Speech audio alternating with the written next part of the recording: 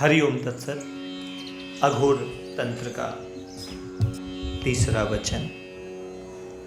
मित्रों, अघोर के अंदर हर वचन अपने आप में एक अध्याय है, हर शब्द अपने आप में एक रहस्य है और हर अक्षर अपने आप में एक मंत्र है, एक दिव्य अनुभूति है।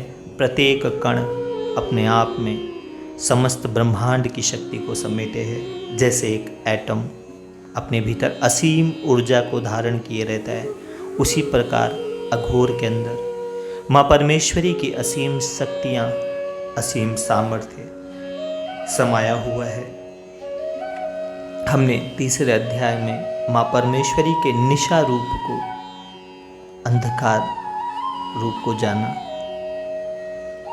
अंधकार के लिए जीवों के मन में जो भाव हैं वह अज्ञान के कारण है। जिस दिन आप अंधकार को समझ जाएंगे, उसी दिन आप प्रकाश का उपयोग और प्रयोग भी समझ सकेंगे, क्योंकि अंधकार और प्रकाश एक ही शक्ति के दो रूप हैं। वही कालरात्रि है, काली है, और वही गौरी के रूप में प्रकाशित और जागृत है। सो माँ भगवती की साधना में जो पहला चरण है, जिसमें क्रिया भाव आता है, वह है भगवती को चारों दिशाओं में प्रणाम करें, क्योंकि दिशा रूप माँ परमेश्वरी ही है। चारों दिशाओं में प्रणाम करें, बैठ जाएं आसन पर, आंख बंद कर लें और बंद आंखों से हृदय से माँ परमेश्वरी को चारों दिशाओं में प्रणाम करें। पुनः दसों दिशाओं में व्याप्त महाविद्या को प्रणाम करें और जानने का प्रयास करें क्या है परमेश्वरी की साधना। जो बिल्कुल अज्ञात है उसे ज्ञात करना ही तो ललिता देवी की साधना है। उन समस्त ललित कलाओं को जागृत कर लेना, पा लेना, जान लेना ही माँ ललिता की आराधना है। और अघोर तंत्र के अंदर गुरु शिष्य को यह बात बताते हैं कि खोजा उसको जाता है जो खो गया हो। परमेश्वरी तो सदा तुम्हारे पास है, तुम्हें सिर्फ पुकार करनी है, तुम्हें सिर्फ माँ परमेश्वरी का ध्यान करना है। वह सदैव तुम्हारे अंग संग है और माँ परमेश्वरी को पाना अधिकार है तुम्हारा, क्योंकि वही इस पूरे ब्रह्मांड में आपकी अपनी है। उसका ही दायित्व है आपको पूर्ण करना, उसको संपूर्ण करना। माँ परमेश्वरी का दायित्व है आपको शक्तिमान करना।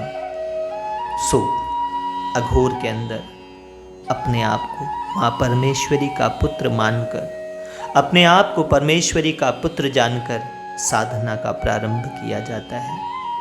प्रत्येक अबोध बच्चा अघोर है। कोई घोरता न बचे जिसमें परम सौम्यता आ जाए, कोई भेद न बचे जिसमें जो अभेद हो जाए, वह अघोर का साधक है। और जो कृति है इस संसार की, जो रचना है और जो रचयिता है, उसको जान लेना ही अघोर है। क्योंकि आकृतिमयी तो माता ही है ना, आकृति में ही तो महान कृति को साधा जाता है। क्रिया को कृति कहते हैं और क्रिया प्राण का उद्गम जो है वह परमेश्वरी है। सो आपका जो कर्म है, सत्कर्म है, वह ही क्रिया साधना है। प्रत्येक श्वास में परमेश्वरी का ध्यान करना, हर श्वास जो भीतर जाए उसका बोध कर लेना परमेश्वरी की साधना है। शक्ति की मान लेना ही जीवन को शक्तिमान बनाता है। शक्ति को मान देना ही जीवन को शक्तिमान बनाता है। शक्ति की आराधना, शक्ति को पाना, शक्ति को जानना, शक्ति को जीना ही अघोर का मूल रहस्य है। गुरुदेव कहते हैं कि संसार की कर्मशाला में शक्ति से परे कुछ नहीं है। विश्व का प्रत्येक कार्य शक्ति के द्वारा होता है और जिसने भी शक्ति को मान दिया, आदर दिया, सम्मान दिया, वह शक्तिमान हो गया, वह श्रीवान हो गया, वह श्रीमान हो गया। जिसने परमेश्वरी को माँ के रूप में स्वीकार किया वह शक्तिमान कहलाया। जिसने परमेश्वरी के चरणों में स्वयं का मस्तक टेक कर परमेश्वरी को मान दिया वह श्रीमान कहलाया। और जो कुछ श्रेष्ठ है वह सब श्री के कारण है, शक्ति के कारण है। इसलिए सभी लोग परमेश्वरी की शरणागति करें, यही अघोर तंत्र का मूल है। जिसने अपनी अहम को, अपने अहंकार को परमेश्वरी के आगे समर्पित कर दिया, वह सिद्ध हो गया, वह शुद्ध हो गया। और जो भी परमेश्वरी से विमुख हुआ वह निर्बल हो गया, दुर्बल हो गया। सो अगर परमेश्वरी की कृपा जीवन से हट जाए, अगर परमेश्वरी से आप कांतकरण विमुख हो जाए और परमेश्वरी की छाया माँ ने अगर आपके जीवन से हटा लिया और वह छाया हट गई, तो फिर निष्कलंक होते हुए भी जीवन कलंकित हो जाता है। उस पर हर तरह का आरोप, हजारों अपराध की कालिमा पुत जाती है। जो परमेश्वरी से विमुख होता है, अघोर तंत्र कहता है परमेश्वरी से जुड़े, जागृत हो, प्राणों के भीतर उसकी अनंत क्षमताओं को समझे, हर श्वास के भीतर परमेश्वरी का ध्यान करें। यही अघोर तंत्र है। शक्ति ही आदि रूप सर्वेश्वरी है, जिसकी कृपा से सब सुलभ है। जो शक्ति का हुआ सो शक्तिमान हो गया। शक्ति जिसकी हुई वह ज्ञानवान, ध्यानवान और प्राणवान हो गया।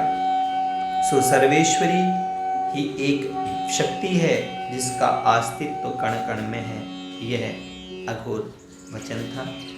अगले वचन में हम जानेंगे कि परमेश्वरी का, शक्ति का चिंतन कैसे करते हैं, शक्ति का ध्यान कैसे करते हैं, शक्ति को मान कैसे देते हैं। हरि ओम तत्सत।